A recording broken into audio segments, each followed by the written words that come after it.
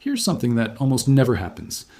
The meteorologists whose entire job is to predict the weather, the professionals with the supercomputers, the models, the decades of data, are looking at this summer's forecast and openly admitting they're uneasy, not because a storm is coming, because the atmosphere is doing something it's not supposed to do. There's a massive climate pattern in control of the planet right now, one that comes with a well-known rulebook that forecasters have leaned on for decades. And this year, that rulebook has stopped working. The pattern is so strong, so extreme, that instead of producing the effects it's famous for, it appears to be folding back on itself and generating the opposite. An unusual response that has the experts second-guessing their own outlooks. When the people who forecast the weather for a living tell you the forecast has gotten weird, that is worth paying very close attention to. And that's exactly what's happening right now. That's what we're breaking down today. Not a single storm, something bigger and stranger. Why this year's forecast has genuinely confused the professionals, what the climate pattern behind it is, why too strong might actually be making it less predictable instead of more, and what that means for the weather headed your way in the months ahead. No hype, just what the meteorologists are actually saying, and the science behind why they're saying it. But before we dig in, do me one quick favor. It genuinely helps this channel. Drop a comment right now and tell me where you're watching from and whether the weather where you live has felt off this summer. Too hot, too cool, too wet, too dry, too weird. Because a lot of what you're about to hear might explain it. And if you want to actually understand what's steering the weather instead of just reacting to it, hit subscribe. It's free, it takes 1 second, and it keeps you a step ahead. A thumbs up helps push this to more people too. All right, let's get into it. Let's start with the pattern that's supposed to be in charge. Because you have to know the rule book to understand why it breaking is such a big deal. The pattern is El Nino, the warming of the central and eastern Pacific Ocean that happens every few years and reshapes weather across the entire globe.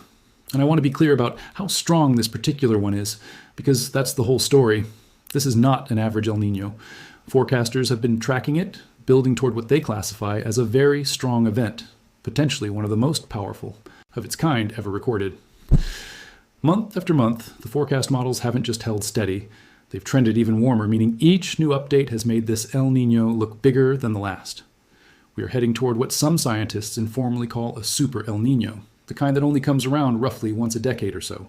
Now here's the thing about El Nino that makes this year so strange. El Nino has a reputation.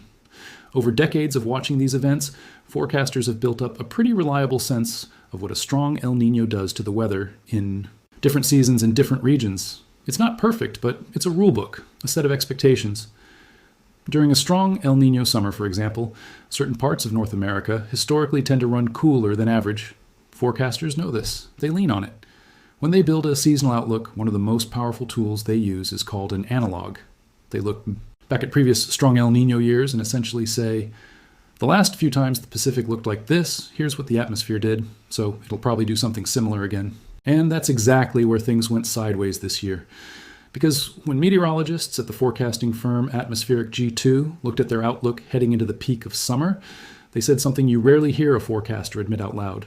They said they were uneasy because the pattern this year does not look like previous strong El Nino events. The analog years, the historical playbook they'd normally trust, weren't matching what the atmosphere was actually doing. Their chief meteorologist floated a genuinely fascinating explanation. Perhaps this El Nino event is simply too strong, and that extreme intensity is producing a kind of atmospheric folding. An unusual response where the system, pushed to such an extreme, starts behaving in ways the textbook doesn't predict.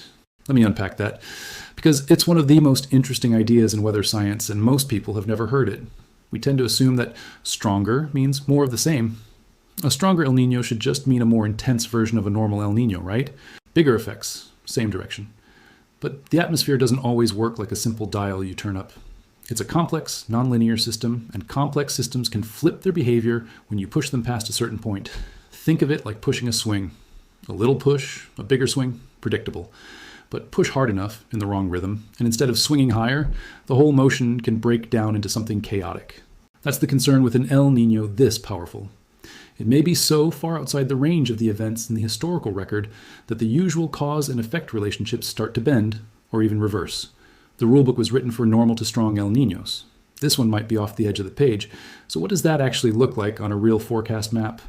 This summer, the outlooks have been pointing to heat building across the eastern United States and dry conditions setting up across Texas, while the best shot at cooler than average weather has been in the desert Southwest. a distribution that doesn't cleanly line up with the classic strong El Nino summer template. And crucially, forecasters have flagged that their confidence is lower than usual, precisely because the pattern isn't behaving like its predecessors. When the analogs stop matching, the uncertainty goes up. That's not the forecasters being bad at their jobs. It's them being honest that the atmosphere has handed them a situation with fewer reliable reference points than normal. And this is the part I really want you to sit with, because it's the heart of why this matters beyond just a curiosity. We are still on the early side of this El Nino. It's forecast to keep strengthening through the end of the year and peak in the heart of winter. And there's a very high probability it hangs on into next spring. So if the atmosphere is already behaving unexpectedly in summer, when El Nino's grip is at its weakest, the real question is what it does this fall and winter, when El Nino's influence is historically at its most powerful. That's the season when these events normally have their biggest, most confident effects, shifting the storm track, wetting some regions, drying and warming others. But if this one is too strong and producing unusual responses, then the winter forecast becomes a genuine wild card. The single most influential pattern on the planet is entering its strongest phase while simultaneously refusing to follow its own rules. That's the weird part. That's the part that has the professionals watching so closely.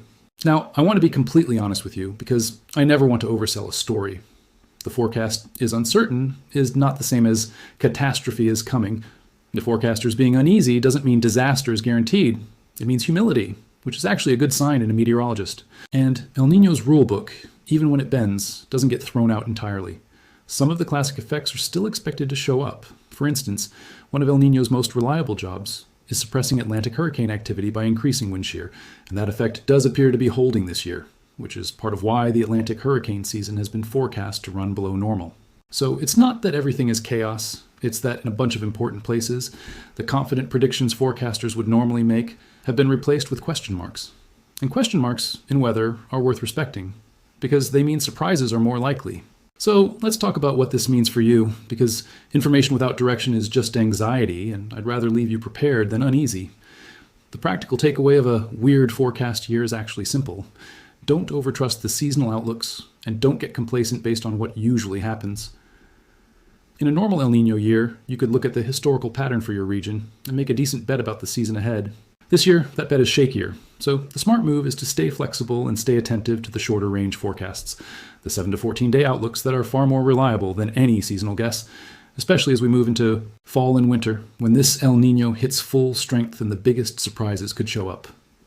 If you live somewhere El Nino winters normally bring heavy rain or storms, don't assume this year will follow the script.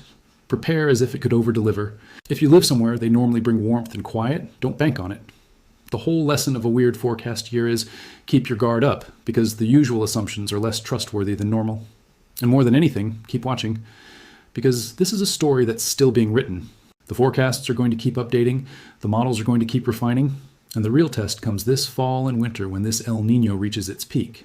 Whether the atmosphere keeps breaking its own rules or snaps back to the textbook is one of the biggest open questions in weather right now, and it will shape everything from your winter heating bill to the storm risk across huge parts of the country. Here's the honest bottom line. We're living through one of the strongest El Nino events on record, and instead of making the forecast more predictable, that extreme strength may be doing the opposite, pushing the atmosphere into behavior that doesn't match anything in the recent playbook. When the forecasters themselves are telling you they're uneasy, that the pattern isn't following the rules, and that this event might simply be too strong to behave normally, that's not noise. That's a genuine signal that the months ahead could hold surprises. We can't control what the Pacific does, but we can watch it, understand it, and refuse to get lulled by what usually happens in a year where usual has gone out the window. I'm going to be tracking this the whole way. Every forecast update, every shift in the models, every sign of whether this El Nino keeps defying the rules or falls back in line as we head toward its winter peak. If you want to follow it with me and stay ahead of the surprises, subscribe so you don't miss an update, because in a year this unpredictable, understanding the setup early is the entire advantage. Hit the like button to help this reach more people, and drop a comment. Where are you watching from, and has the weather felt weird where you are this year? Tell me. Stay sharp out there. This one's just getting started.